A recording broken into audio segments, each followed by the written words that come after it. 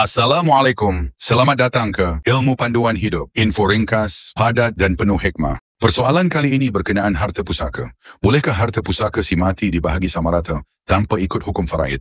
Ramai waris bergaduh bila bab harta pusaka sebab ada yang nak bahagi sama rata. Alasannya mudah. Ayah pesan dulu, bahagi sama rata. Atau mak cakap jangan beza-bezakan anak. Dalam Islam, harta pusaka bukan milik si mati lagi. Ia hak waris yang telah ditentukan Allah. Seterusnya, kita akan mendengar penjelasan Ustaz berkenaan perkara ini. Dengar sampai habis, supaya ia menjadi jawapan kepada persoalan yang ditimbulkan. Bila kafir tak boleh ikut faraid, bermakna langgar perintah Allah. Soalan biasa, tapi banyak bermain dalam masyarakat kita ialah soal pembahagian sama rata. Boleh ke tak boleh? Yang lagi menarik, tuan-tuan, ada pula pesanan daripada ayah mak. Kalau ayah mati, kalau mak mati, harta ayah ni, ayah nak, mak nak, bagi sama rata. Lagi menarik, kalau dalam pesan tu tambah pula, tak payah ikut faraid. Saya selalu suka tanya ayah mak. Ayah mak, ala-ala pesan jangan ikut faraid tu tambah sikit, pesan jangan semayang. Berani tak tuan-tuan? Ala-ala pesan tu jangan ikut faraid, tambah sikit, top up. Ala-ala dah buat salah tu, biar banyak sikit salah tu, contoh gitu. Pesan jangan semayang, payah semayang. Tak berani tuan-tuan. Tapi kenapa ada kenyataan kata pesan bagi sama rata? Sebab kita tak faham. Pendedahan tu tak jelas kepada kita. Dia sebenarnya minda ataupun mindset masyarakat kita yang duk main payah ni sebenarnya, kalau kita tengok hukum hakam yang lain pun sebenarnya bukan mudah pun.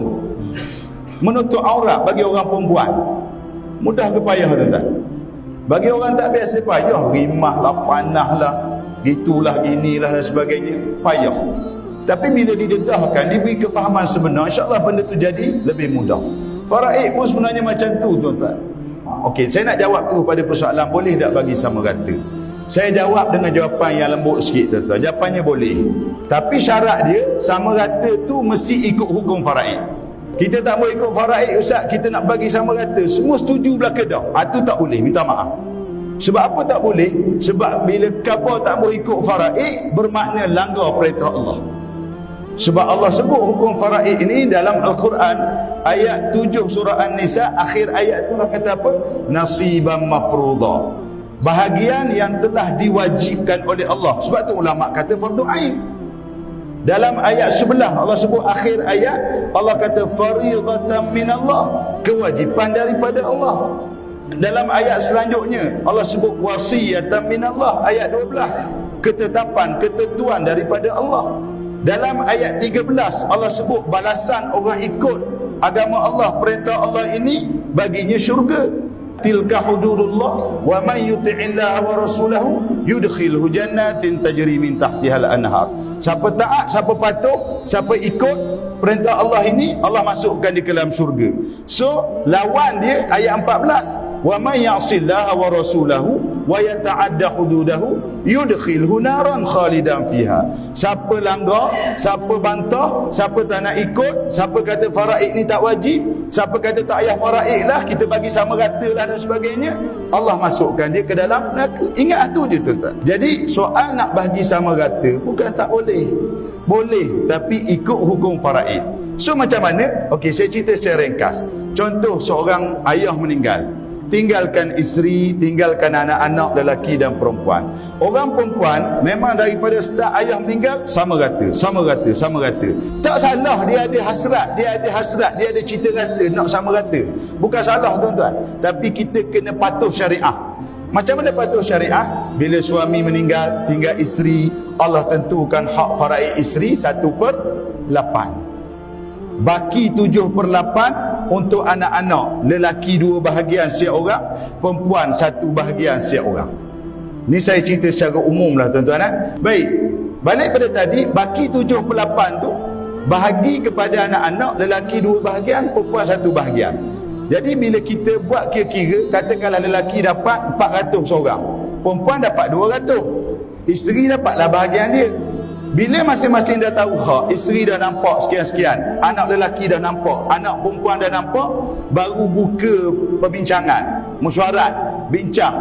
Anak perempuan memang daripada awal lagi dah target dah ni sama rata. Dia mesti tanya, doktor, Bang, ataupun adik-adik lain, boleh tak kita bagi sama rata? Tanya gitu. Tak salah tanya, jangan bimbang. Jangan paksa, kakak jangan paksa adik. Adik bagi sama rata, aku sulung. Kan? Mu adik ikut aku. Tu tak boleh.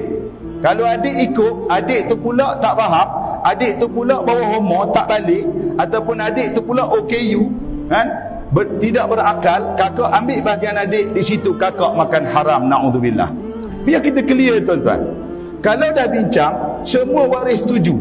Adik kata setuju, hak cukup umur lah. Abang kata setuju, semua setuju. So berlaku pembahagian sama rata. Itulah sama rata yang dibenarkan dalam hukum faraid. Itulah sama rata mengikut hukum faraid. Kita kena jelas di situ. Tapi tuan-tuan, ramai kita tengok, bila berlaku kematian, tak nak bagi pusaka, alah tak payah faraid lah. Susah kira-kira faraid ni. Tak payah faraid lah, kita bagi sama rata je. Tengok orang sebelah bagi sama rata, boleh ada pun. Dia kayak gitu. Mak dah wasiat sama rata, lagi berat tuan-tuan. Pertahankan wasiat. Abang kalau tak setuju mak wasiat ni, abang derhaka. Hak lelaki pula tak berapa reti mana, takut lah. Dah kata derhaka ni, tak apalah, terimalah. Dia tak tahu pun pasal faraid dia, hak dia dan sebagainya. Ini yang tak betul tuan-tuan. Jadi, boleh ke tidak bagi sama rata? Jawapannya boleh. Syaratnya, letak hukum faraid di hadapan, tahu hak masing-masing, kemudian tengok syarat yang kedua, yang nak bersetuju tu mesti baligh dan berakal. Wallahu a'lam. Faraid ini kalau kita nak bahagi, dua cara. Yang pertama, asal, iaitu bahagi menurut dalam Quran. Quran ada bagi dah orang ni 1/8, ada orang 1/6, ada orang 1/4, ada orang 1/2, ada orang 2/3. Tu. Maka hak tu nombor 1. Tetapi ulama' fiqh kata, jika waris nak bahagikan sama banyak, hukumnya harus dengan syarat. Dengan syarat. Syarat yang pertama, semua waris bersetuju. Yang kedua, dinyatakan dulu hak masing-masing mengikut faraid. Supaya kita tidak membelakangkan Al-Quran. Faham? Khabar dulu dalam faraid, awak dapat banyak ni. Tapi kalau bagi sama banyak, awak dapat banyak ni. Reda atau tidak? Reda lah. Baru boleh. Ramai orang terus tinggalkan faraid, terus bagi sama banyak. Ini tidak beradab dengan Quran. Baik. Ada 8 waris. Contoh, 8 orang waris. Anak, isteri, anak puan, anak lelaki dan sebagainya, mak ayah. Contoh. 8 orang waris. Contoh, seorang tidak setuju bahagi sama banyak. Dia nak faraid. Lagu mana nak buat? Wajib yang seorang ini mendapat hak faraid. Ingat tu deh. Yang 7 lagi sama banyak. Ingat 8 orang waris. Seorang tidak setuju bagi sama banyak. Dia nak ikut faraid. Maka seorang ini wajib kita bagi ikut faraid. 7 lagi sama banyak. Haram yang 7 ini kata yang seorang ini tamak.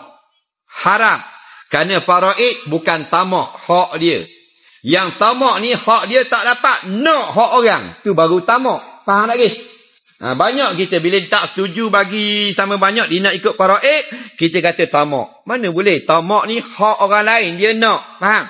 Setelah mendengar kupasan yang diberikan oleh Ustaz, maka jelaslah bahawa pembahagian harta pusaka boleh diagih secara sama rata, tetapi mestilah dibahagi mengikut faraid terlebih dahulu. Ini kerana faraid adalah ketetapan Allah, bukan pilihan manusia. Setiap waris ada hak yang wajib ditunaikan. Selepas semua waris menerima bahagian masing-masing dengan reda dan tanpa paksaan, barulah dibolehkan jika mereka ingin berbincang untuk menyamaratakan pembahagian. Namun jika ada seorang waris tidak bersetuju, maka tidak halal untuk memaksa atau mengabaikan hak faraidnya. Inilah keadilan Islam, mendahulukan hukum Allah, kemudian menjaga silaturahim. Allah Subhanahu wa Ta'ala berfirman dalam surah Al-Baqarah ayat 188 yang bermaksud, dan janganlah kamu makan harta sesama kamu dengan jalan yang batil, dan janganlah kamu menyuap dengan harta itu kepada hakim-hakim, supaya kamu dapat memakan sebahagian daripada harta orang lain dengan dosa, padahal kamu mengetahui. Sabda Rasulullah SAW, sesiapa yang mengambil hak seorang Muslim dengan sumpah palsu, maka Allah wajibkan baginya neraka dan mengharamkan baginya syurga. Para sahabat bertanya, walaupun perkara itu sedikit, wahai Rasulullah? Baginda menjawab, walaupun hanya sebatang kayu siwak. Hadis riwayat Muslim. Maka jelaslah, walau ambil 1 sen pun tanpa hak, tetap ada ancaman neraka.